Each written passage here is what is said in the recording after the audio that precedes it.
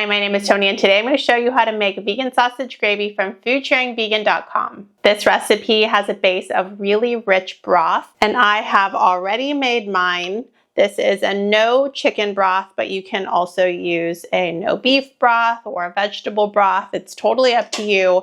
This one's my favorite. It's the Better Than Bouillon no chicken broth. I think it has a really nice flavor and I use it for everything from soups to gravies and you name it. I love it.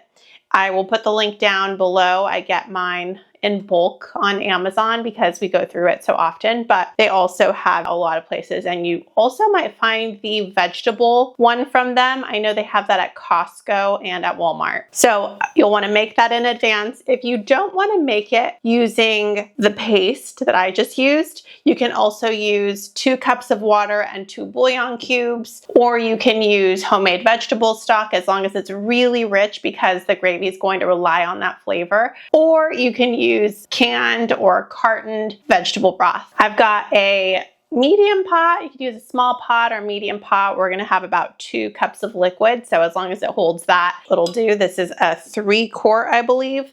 And you can go a little bit smaller as well. I have it on a medium-high heat. I'm gonna start with adding in 2 tablespoons of a neutral high heat vegetable oil. If you don't like vegetable oil, you can use whichever oil you find to be pleasurable to you. This is going to be the start of making a roux. We want our oil to heat up a bit because I'm going to be sauteing the vegan sausage as well as the diced onions. I will be using this Gimme Lean today from Light Life. It is a plant-based sausage. It has 8 grams of protein per serving, 0 grams of saturated fat per serving. This is not sponsored. It's just the one that I've always used. If you don't want to use that one, feel free to use a different one that you do like. This one comes in a tube, which I do find to be a little bit more of a hassle. So I'm just going to break it up and put it in little chunks. It doesn't matter if they are uniform or not. Sometimes I do this in advance, but I didn't have enough time. You can break it up once it's in the pot as well.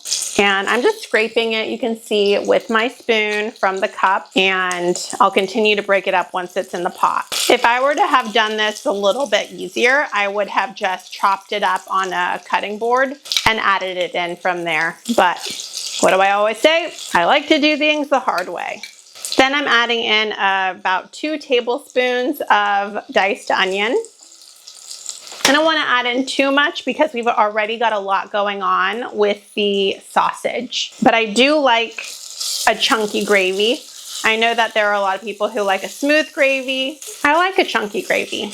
Although I grew up going to Kentucky Fried Chicken and they have a smooth gravy. I've tried to make their brown gravy and I think I did a good job actually. I'll let you know. I'll link it here if it's up by the time this video comes out, but I have been working on it and it's pretty tasty. You can see that I'm still breaking up these chunks of vegan meat and I'm trying to get them brown and I'm trying to get the onions to become more translucent and soften, and it should be fragrant. I should be able to smell them cooking. And it does smell so good. Once you're pleased with your browned vegan meat and your softened onions, add in 2 tablespoons of all-purpose flour and move that around.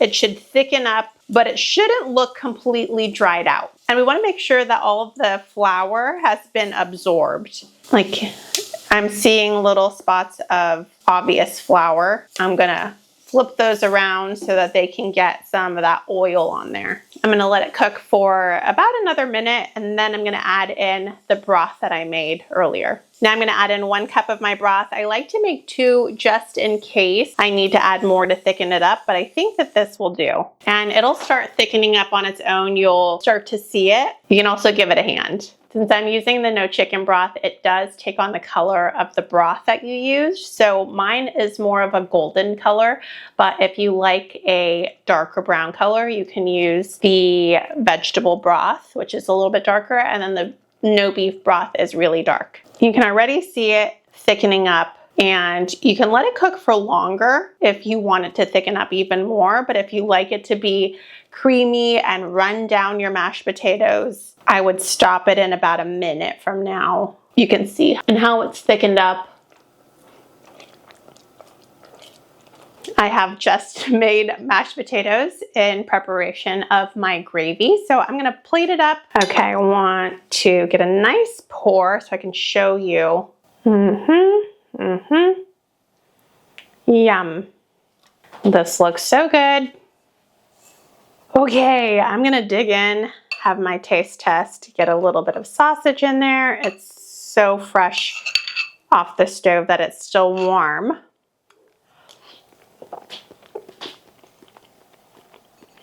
But it's everything I want it to be. Very, very good. So flavor packed. Please give it a try. And if you do, let me know in the comments. Thank you so much for watching. And don't forget, I put the printable recipe down below, which includes all of my notes. All right, hope you have a wonderful day. Thank you so much. Bye.